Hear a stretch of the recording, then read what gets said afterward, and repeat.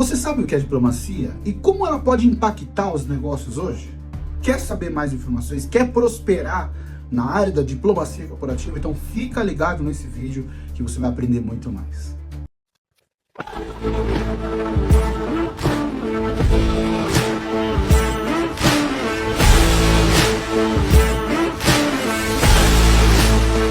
A vida é assim. Eu gosto assim.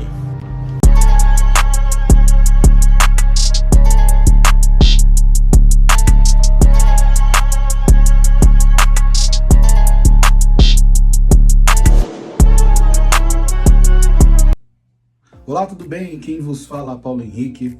Sou diplomata corporativo e é um prazer compartilhar alguns insights com vocês para que vocês possam ter prosperidade nas suas áreas de atuação. E para você que é estudante de Relações Internacionais, entender um pouco mais das nuances, das práticas diplomáticas e como ela acrescenta e evolui no mundo dos negócios. Bom, antes de eu falar a respeito de como as práticas diplomáticas elas podem fazer com que negócios prosperem, a gente tem que dar um passinho para trás para entender o que é diplomacia. A diplomacia não é nova, tá? A diplomacia é antiga. Ela surgiu lá na Mesopotâmia, enquanto começou ali o surgimento das cidades-estados, né? E era a maneira como essas cidades trocavam mensagens. Elas trocavam informações umas com as outras, né? Ou seja, de como esses líderes conversavam, se relacionavam, faziam comércio, né? Com outras cidades-estados, né? E aí, claro, foram surgindo os estados-nações, e com o surgimento dos estados-nações, foram precisando de mensageiros. Aí a gente pode chamar de vários nomes. Tem mensageiros, tem emissários, tem arautos, ou nos dias de hoje tem diplomata, mas todos tinham a mesma função, que era trocar mensagens, né? Não tinha a tecnologia dos dias de hoje, né? Então você tinha que enviar essa mensagem e quem enviava era o emissário, era o arauto, que hoje nós chamamos como diplomata. E esse profissional ele tinha que levar a informação com a maior clareza possível, representando a ordem daquele governo pelo qual ele estava à frente, né? Ele representava em outros locais, né? E essa prática ela foi aumentando com o crescimento da Grécia, a Grécia Antiga. Então, como ela foi ampliando ali o seu leque, o seu poder, né, a Grécia Antiga, então ela precisava manter uma comunicação clara. E para essa comunicação ser clara, ela foi formando mensageiros oficiais para que as mensagens de comunicação fossem claras em cada local no qual ela estava estabelecida. E esse processo ele teve mais solidez com o Império Romano. O Império Romano ele tinha uma diferença, né, da Grécia, né? Qual que era a diferença da Grécia? O Império Romano ele invadia outras nações, implantava a sua cultura, o seu sistema de governo e cobrava imposto desses locais. A gente vê que é tão interessante esse processo que nos tempos de Jesus, quando o ministério dele estava terreno aqui, se a gente olhar nos 4 evangélicos ali do Novo Testamento, fala a respeito disso. Inclusive Pôncio Pilatos, que era o governador em exercício de Roma em Israel naquele período, ele representava os interesses também desse Império Romano lá em Israel. E para que esse governador pudesse governar literalmente com clareza, representando os interesses do imperador que ficava em Roma, ele precisava ter todas as informações que o imperador gostaria daquela região. Que quem enviava essas mensagens ia e voltava eram os mensageiros oficiais. Então foi no período do Império Romano que a diplomacia ela ganhou mais força, ganhou mais expressão, e aí surgiu mensageiros oficiais literalmente para representar a comunicação dos interesses do governo em todos os lugares que eles foi estabelecido. Com a queda do Império Romano, a comunicação começou a ser tardia, porque foi no Império Romano que a comunicação começou a ser rápida, né? Porque eles criaram ali mensageiros oficiais, e com a queda dele surgiu a comunicação tardia, né? Então os processos das comunicações entre governos eram muito tardios, né? Era muito moroso, né? E aí que cada estado, cada nação começou a ter o seu mensageiro oficial, o seu arauto, né? O seu emissário. E esse emissário tinha todo um conhecimento a respeito de governo, para entender como que funcionava o processo decisório do governo, para que ele pudesse representar todas as mensagens com clareza, né? A gente vê isso no livro de Maquiavel, O Príncipe, né? Como que era feito isso. E claro que como ele era o representante mensageiro do rei, isso era um cargo muito nobre, que ficava a cargo de príncipes, a cargo das pessoas que tramitavam dentro daquele ambiente real, da nobreza, né? Então era um cargo extremamente nobre, né? Que foi crescendo cada vez mais e foi expandindo. E aí, com a queda do Império Romano, começaram a surgir a migração. O que foi essa migração? As pessoas saíram das grandes cidades, né, porque é onde se concentrava o centro do poder, e começaram a migrar para o campo. Elas saíram da grande cidade e começaram a ir para o campo, que aí foram surgindo os feudalismos, né? Os grandes senhores feudais, os grandes donos de terras, né, os grandes latifundiários, para a gente falar isso na linguagem moderna. Mas o sistema de poder era a monarquia. E qual que era a forma de o rei manter ali as suas influências dentro desses senhores feudais?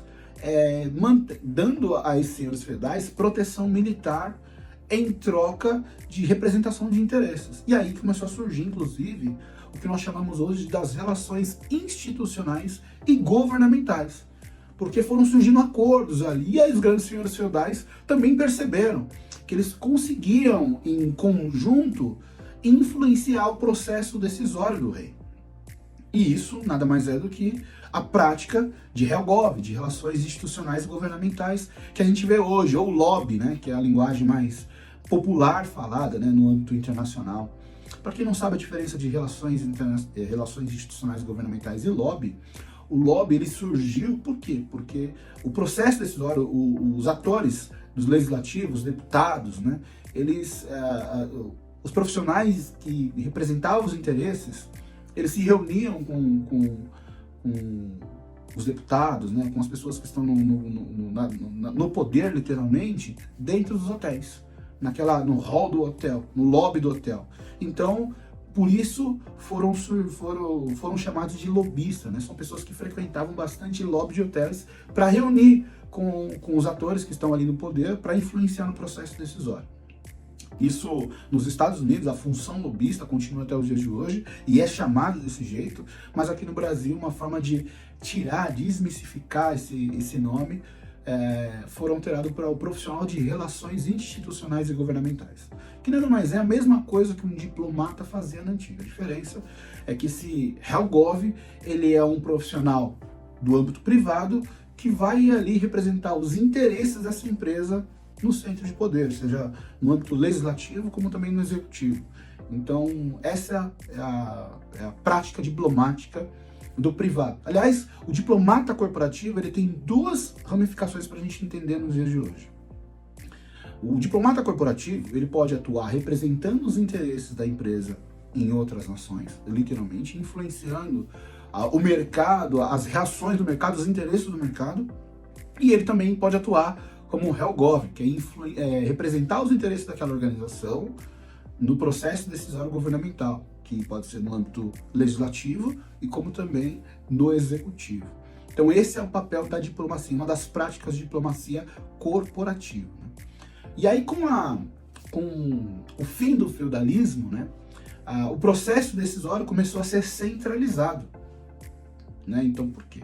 Porque foram surgindo os grandes centros, os grandes centros federativos, né? Então começou a centralizar todo o processo de poder das nações. E aí precisava de um profissional que representasse os interesses, né? Então, com o crescimento das grandes empresas, das grandes organizações nos tempos atuais, desde o século XX para cá, existem organizações, existem empresas que valem mais, né, ou que faturam mais, ou que geram muito mais rentabilidade até do que estados, né? Então, como a Amazon, como a Apple e outras empresas que estão listadas na Bolsa de Valores, né, seja do Brasil ou de outras bolsas de valores no âmbito internacional.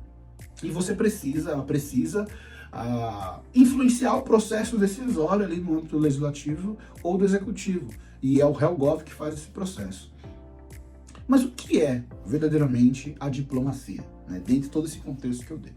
É a arte, é a ciência, né? A técnica de representar, de liderar, de negociar, representar os interesses de um governo, que pode ser um governo privado, por isso se chama governança corporativa, ou pode ser um ator governamental, que é a diplomacia consular. O que está crescendo cada vez mais são empresas que têm uma referência, que têm uma amplitude global. Está crescendo cada vez mais o número de diplomatas corporativos para que eles possam influenciar o processo decisório. Isso é bastante interessante. Se eu sei que a minha missão no mercado é representar os interesses da empresa, é negociar com todos os meus stakeholders, é liderar o processo negocial, né? Ou seja, eu negociar, gerar a negociação ganha-ganha, entender quais são os meus stakeholders e a maneira que eu posso persuadi-los representando os interesses da mesma empresa, da empresa no qual eu faço parte, e literalmente influenciar o processo decisório. É por isso que a prática da diplomacia corporativa ela tem crescido cada vez mais. E ela traz prosperidade, sim, para todos que fazem parte dela. Por quê? Você precisa ser um especialista, primeiro, em comunicação, afinal, nós somos profissionais de relações, né? E profissionais de relações, aliás, relações, sobretudo, nós fazemos com o quê? Com pessoas. Porque pessoas é o patrimônio mais importante que existe nessa terra. Então, aquele que sabe negociar, sabe lidar, sabe gerenciar, sabe lidar profundamente com as pessoas é o que vai ter o maior resultado de expressão no mundo dos negócios. Durante muito tempo, a área de relações internacionais, ela ficou a cargo, era um curso muito mais elitizado. Por quê? Porque você lidar com os processos decisórios tanto do âmbito privado como do âmbito governamental. Mas com o crescimento da demanda, isso tem ampliado cada vez mais. É necessário que você entenda as competências técnicas, né, da empresa no qual você representa ou faz parte, mas também você precisa dominar as relações humanas no processo de decisório, ou seja, ali na tomada de decisão. E é isso que o internacionalista vai aprendendo ao longo da graduação, entendendo como que funciona todos os processos decisórios, seja do âmbito governamental ou seja do âmbito privado ou terceiro setor, que também faz parte ali é um mix ali dos dois, né?